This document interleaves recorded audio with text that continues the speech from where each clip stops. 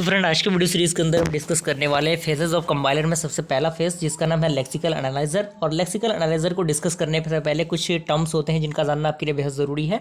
जैसे लेक्सिम होता है, टोकन्स होता है। तो बेसिकली लेक्सिम होता क्या है तो उसके बारे में हम देख लेते हैं। पहला पॉइंट कह रहा है कि lexeme is the sequence of character in the source program that is matched by the pattern for performing the tokens. यानी जो लेक्सिम होता है वो सीक्वेंस ऑफ कैरेक्टर होते हैं जो किसी भी सोर्स प्रोग्राम में अवेलेबल होते हैं। जैसे एग्जाम्पल की हम बात करें तो x is equal to y plus z into 3 दिया होगा, तो इसमें लेक्सिम क्या होंगे, x होंगे, इक्वल टू होगा, y होगा, प्लस होगा, z होगा, मल्टीप्लाई होगा, 3 होगा। ये सारे क्या होंगे, ये सारे लेक्सिम होंगे। अगर हम इसको टोकन में जनरेट करना चाहें तो टोकन में हम कुछ इस तरीके से डिनोट कर सकते हैं इसको। हालांकि टोकन क्या होता है ये अभी हम देख लेते हैं, लेकिन उससे पहले एक पैटर्न, एक टर्म आता है। तो पैटर्न क्या होता है, तो पैटर्न कह रहा है कि the set of rules that define the tokens. यानी जो सेट ऑफ रूल्स होते हैं जो टोकन्स को डिफाइन करते हैं वही पैटर्न्स कहलाते हैं। जैसे लेक्सिम होगा वो पैटर्न्स के अकॉर्डिंग वर्क करेगा और पैटर्न्स के बाद टोकन क्या होगा, जनरेट होगा। And there is a set of string जिसे हम लोग लेक्सिम कहते हैं in the input for which the same token is produce as output. यानी यहाँ पे क्या है, जो सेट ऑफ स्ट्रिंग दिया हुआ है लेक्सिम की तरह, तो एज ए इनपुट ये वर्क कर रहा है और प्रोड्यूस कर रहा है हमें एक आउटपुट जो कि टोकन होगा। And this set of string is describe by the rule called as the pattern. यानी ये जो आपका सेट ऑफ स्ट्रिंग होता है वो डिस्क्राइब्ड होता है एक सेट ऑफ रूल्स की तरह जिसे हम लोग पैटर्न कहते हैं, जो एसोसिएटेड होता है किसके मदद से, टोकन की मदद से। यहाँ पे आप देख सकते हैं एरिया रेडियस दिया हुआ है। एक आपको पता है कि रेगुलर एक्सप्रेशन होता है, अगर आपने टीओसी पढ़ा होगा तो टीओसी में इस तरीके के रेगुलर एक्सप्रेशन आपको देखने को मिलते होंगे। लेटर होगा और ये आपका डिजिट होगा, यानी इस तरीके का फॉर्मेट उसमें होगा आइडेंटिफायर, और यहाँ पे आइडेंटिफायर टोकन होगा। क्लियर। तो टोकन बेसिकली होते क्या है, तो टोकन कह रहा है कि sequence of character that have a collective meaning. यानी जो सीक्वेंस ऑफ कैरेक्टर होते हैं जिसके पास कुछ मीनिंग होता है किसी भी कैरेक्टर के रिगार्डिंग, तो वो बेसिकली टोकन होता है। जैसे एग्जांपल की हम बात करें तो आइडेंटिफायर हो गया, कांस्टेंट हो गया, कीवर्ड हो गया, ऑपरेटर हो गया, पंचुएशंस हो गए, ये सारे क्या है आपके एग्जांपल है टोकन्स के।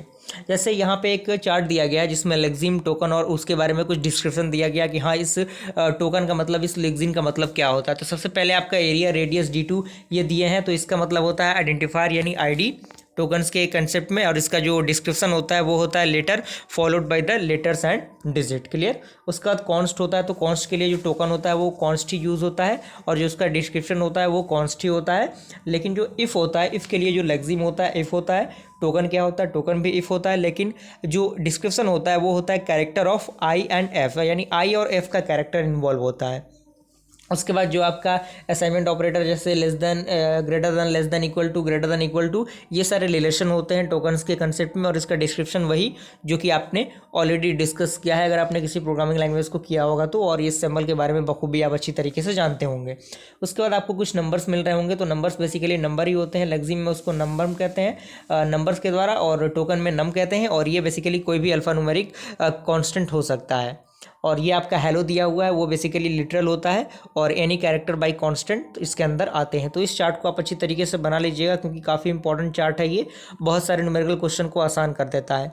अब बारी आता है लेक्सिकल एनालाइजर बेसिकली होता क्या है। क्लियर। तो सबसे पहले इसके अंदर पॉइंट कह रहा है कि lexical analyser is the first phase of A compiler, यानी पहला फेज होता है किसी भी कंपाइलर का। क्लियर। और इसमें कह रहा है कि the main task is to read the input character that means lexeme and provide us the output of a sequence of a tokens that parser जिसे हम लोग सिंटेक्स एनालाइजर कहते हैं, use for a syntax analysis. यानी इसका जो main task हम कह सकते हैं वो इनपुट को रीड करना और उसके रिगार्डिंग हमें एक आउटपुट को प्रोवाइड करना, यानी लेक्सिम के अकॉर्डिंग हमें एक पार्स ट्री को प्रोवाइड करना बेसिकली लेक्सिकल एनालाइजर का मेन फंडामेंटल होता है, क्योंकि लेक्सिकल एनालाइजर स्कैनर की तरह वर्क करता है। और जैसे ही स्कैनर का काम खत्म होता है, स्कैनर के बाद चीज़ें सिंटेक्स एनालाइजर में जाती हैं, वहाँ पर क्या होता है वो पार्स ट्री जनरेट करता है। क्लियर। एंड अगला पॉइंट कह रहा है कि deletes the comment tab, new lines, character and white spaces from the source programme. यानी जो भी सोर्स कोड होता है उससे ये क्या करता है, जो भी न्यू टैब होता है, स्पेसेस होते हैं, कैरेक्टर होते हैं, न्यू लाइन होते हैं, उनको डिलीट करने में मदद करता है किसी भी सोर्स ऑफ प्रोग्राम से, ताकि जो लाइन ऑफ कोड्स हैं वो कम हो सकें।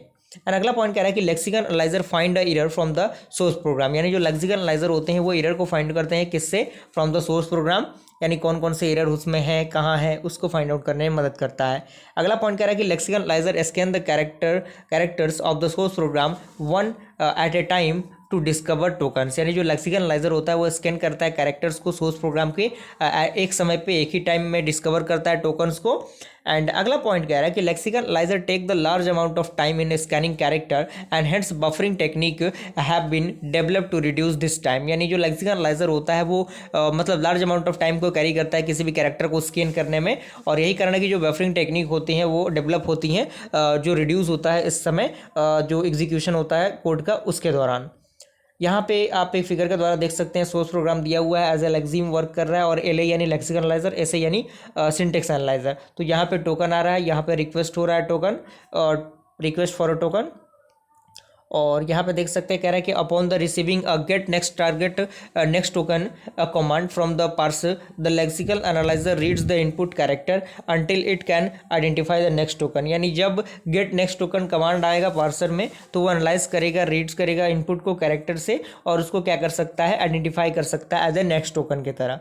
एंड अगला पॉइंट कह रहा है कि lexical analyser return to the parser representation for the token and it is has found and for each tokens identify this phase also determine the token as a identifier, यानी इस phase में प्रत्येक जो tokens होते हैं वो as a identifier role play करते हैं। कॉन्स्टेंट और reserved words and its attribute that identifies the symbol position in the symbol table. Okay, and यहाँ पे अगला पॉइंट कह रहा है कि स्कैनर, जो कि इसी के अंदर आता है, थोड़ा सा एक पॉइंट है कि scanner create a sample table entry, यानी स्कैनर क्या करता है, क्रिएट करता है एक सैम्बल टेबल एंट्री को यदि if lexeme is not already present in the symbol table, यदि आपका लेक्सिम प्रेजेंट नहीं है उस सैम्बल टेबल के अंदर तब। And when it finds a lexeme in order to generate its token, जब एक बार लेक्सिम फाइंड आउट हो गया तो उसके अकॉर्डिंग जो टोकन्स होते हैं वो जनरेट हो जाते हैं। आप यहाँ पे देखिए चीज़ें यहाँ पे एग्जीक्यूट की गई हैं, जैसा कि हमने डायग्राम के अकॉर्डिंग बताया, उसका डिस्क्रिप्शन दिया था लेक्सिम, उसके बाद टोकन्स। तो एक्स क्या है, एक्स एज ए आइडेंटिफायर है and point to the ST entry for E, and equal to क्या है आपका असाइनमेंट ऑपरेटर है, वाई क्या है, वाई फिर से आपका आइडेंटिफायर है, और मल्टीप्लाई क्या है, स्टार आपका मल्टीप्लिकेशन ऑपरेटर है, जेड आपका आइडेंटिफायर है, और यहाँ पे डबल इक्वल टू क्या है, double equal to basically power के लिए यूज है, पावर के लिए हम ये भी यूज़ करते हैं और बेसिकली डबल हम भी यूज़ करते हैं। तो इस तरीके की चीज़ें पावर में यूज़ की जाती हैं, और यहाँ पे थर्ड आपका एक न्यूमेरिकल जो वैल्यू है, डिजिट है, वो कह सकते हैं। और कह रहा है कि when more than one lexeme can match a pattern, जब एक से अधिक जो लेक्सिम होता है वो जब वो मैच करते हैं तो जो लेक्सिकल एनालाइजर होता है वो प्रोवाइड करता है कंपाइलर एडिशनल इन्फॉर्मेशन को अबाउट द लेक्सिम मैच, यानी जो मैच होता है उसके अकॉर्डिंग। और कह रहा है कि information about the identifier and variables function its lexeme types and location at which it was found in skipped in the symbol table by lexical analyzer, and the appropriate attribute value for an identifier is a pointer to what to the symbol table and entry for that identifier. Okay, and कुछ points है जो कि directly short points हम कह सकते हैं, summary कह सकते हैं लेक्सिकल एनालाइजर का, जो ऑल ओवर चीज़ें इतनी आपको कम से कम याद रखनी है, जिसमें पहला आपका है कि it scan the input source program, यानी ये क्या करता है, इनपुट सोर्स प्रोग्राम को स्कैन करता है, and it removes the white spaces tab and new lines and it identify the tokens, and tokens को आइडेंटिफाई करने का ये काम करता है। एंड अगला कह रहा है कि it creates the symbol table, यानी सैम्बल टेबल को क्रिएट करने में मदद करता है, and it insert tokens into the symbol table, यानी जो टोकन्स होते हैं उनको इंसर्ट करने का काम करता है सैम्बल टेबल में, and it generates the error, यानी जो एरर्स होते हैं उनको जनरेट करता है, and it sends the tokens to the parser. तो यहाँ तक मुझे पूरी उम्मीद है कि सारी चीज़ें क्लियर हो गई होंगी। मिलते हैं फ्रेंड्स अगले वीडियो में, जिसमें हम लोग अगले जो हमारा फेज है सिंटेक्स एनालाइजर उसको डिस्कस करेंगे। ओके।